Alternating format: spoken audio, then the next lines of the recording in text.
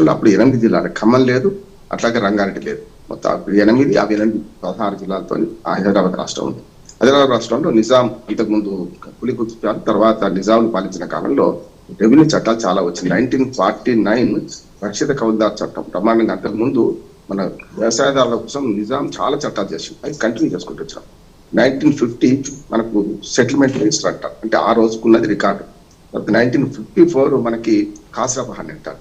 ఇవన్నిట్లలో ఆ భూములు ఉన్నాయి. నేను ఒక బ్రాండర్ అంటే ఎప్పుడు జనరల్ గా బ్లాక్ స్టేట్మెంట్ ఇవ్వను, కానీ పవన్ కళ్యాణ్ కొనుక్కున్న భూమి పూర్తిగా చట్టబద్ధమైంది ఈ స్టేట్మెంట్ ఇస్తున్నా. ఎందుకంటే బఫర్ జోన్ లో ఉంటే కొనుక్కోవచ్చు, అట్లాగే ఎఫ్ఏలో కొనుక్కోవచ్చు, కానీ శిఖం కొనుక్కోవద్దు. శిఖం కొనుక్కోలే ఆయన.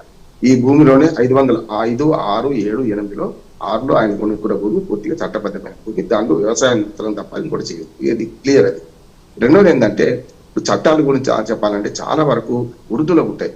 ఇది తెలంగాణ మొత్తం రెవెన్యూ యాక్ట్ అంతా కూడా. ఇప్పుడు దస్తగద్ద ఎంతమంది తెలుసు, పొరంబోకు ఎంతమంది, పొరంబోకు అని తెలుగు అనుకుంటున్నాం, పొరంబోకు అని అంటే చాలా ఉన్నాయి. మీరు దరఖాస్తు తెలుగు అనుకుంటున్నారు, దరఖాస్తు తెలుగు కాదు, దరఖాస్తు అని మనం మార్చుకున్నాం. ఇట్లా వందల పదాలు మన ఉర్దూలో ఉండి చాలా 27 ఉండే, మనకు 27 రికార్డులు ఉండే సతీష్ గారు. 27 రికార్డ్స్ ఉంటుండే. అందులో రోజునాంచాల నుంచి మొదలుకొని చివరి వరకు, అంటే మనకు మన జమాబందీ వరకు కూడా అన్ని ఉర్దూ పదాలే ఉంటాయి. అది అర్థం చేసుకోవాలి. రెండోది ఏంటంటే ఈ మధ్యన మన మీడియాలో కూడా చూస్తున్నాను, గుంటలు కాదు, చాలా మంది గుంట అంటే తప్పర్థం తీసుకుంటాం. కొంత ఆంధ్ర ప్రాంతంలో గుంట అంటే తప్పు అని ఇష్టం ఉంది, అట్లాగే తెలంగాణ ప్రాంతంలో కొల్లి అంటే తప్పర్థం ఉంది. ఇంటి పేరే ఉన్నాయి కొల్లి అనే పదం కాదు. అందుకనే గుంటలు ఇవి యాక్చువల్ గా కుంటలు అంటున్నారు. గుంట వేరు, చెరువు వేరు, గుంటలు వేరు. అంటే 24 గుంటలు, 11 గుంటలు, 40 గుంటలు ఒక ఎకరం కదా. మళ్ళీ దాని సెంట్ల ప్రకారం ఉన్నది. అంతేందుకు రాయలసీమ లెక్కలు వేరే ఉంటాయి, మా భూమి లెక్కలు ఆంధ్రప్రదేశ్ లెక్కలు వేరే ఉంటాయి, తెలంగాణ లెక్కలు వేరే ఉంటాయి. కనుక అది వివరించే ప్రయత్నిస్తాం. ఈ మొత్తం ఏవైతే చట్టాలు ఉన్నాయో ఇవన్నిటికీ చాలా బేస్ ఉన్నది. ఆ బేస్ అంతా నాశనం చేసింది. ఈ మాట అంటున్నాను.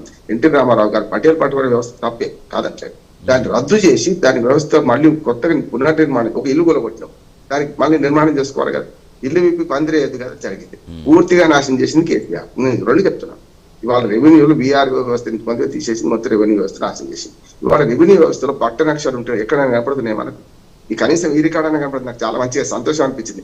ఈ రికార్డ్ అన్న కనపడుతుంది ఇంకా అంటున్నాను నేను.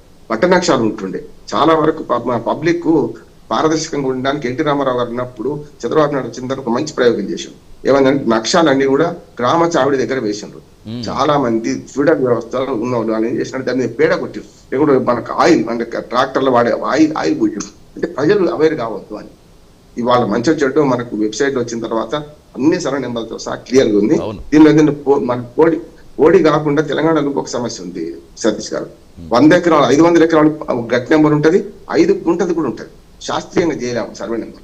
దానివల్ల ఏమైందంటే ఏబిసిడీల కంటే మొట్టమొదటి మనకు ఆలు ఉండే, మొదటి ఆ, రెండో ఆ, మూడో అట్లా ఉండే. తర్వాత 1AB, A1, ఈ పోటీలు నక్షా ప్రకారం చేస్తే లేకపోతే ఏమైతుందంటే నేను చాలా రెవెన్యూ కేసులు చేసిన వాడిని ఆర్డీఓ దగ్గర మన ఎంఆర్